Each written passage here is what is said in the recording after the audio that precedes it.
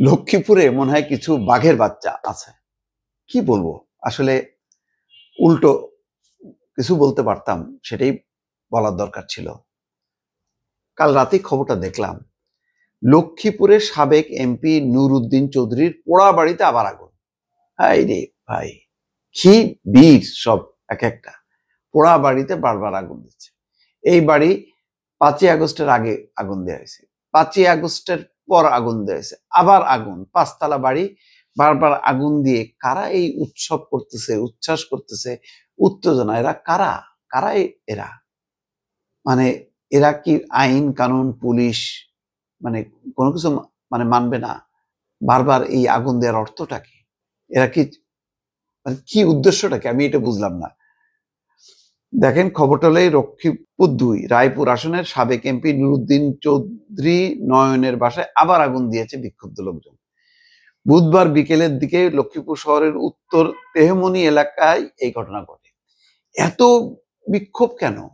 এই বিক্ষোভটা কি ভালো কাজে ব্যয় করা যাচ্ছে না? এখন এখন এটা কাজে আওয়ামী লীগ যে খারাপ, এটা কি আগুন দিয়ে দিয়ে প্রমাণ করতে হবে, নাকি মানুষের কাছে বোঝাইতে হবে, বলতে হবে যে এই ফ্যাসিস্ট দল ভালো না? এটা বলে প্রচার করে মানুষকে উদ্বুদ্ধ করেই তো আওয়ামী লীগ যে অপ্রাসঙ্গিক সেটা প্রকাশ করতে হবে। জ্বালাও পোড়ার মধ্য দিয়ে কি গণতন্ত্র প্রতিষ্ঠিত হয়? এই যারা বিক্ষোভ করতেছে, বারবার আগুন দিচ্ছে, এরা কারা? এদের কোনো রাজনৈতিক শিক্ষা আছে?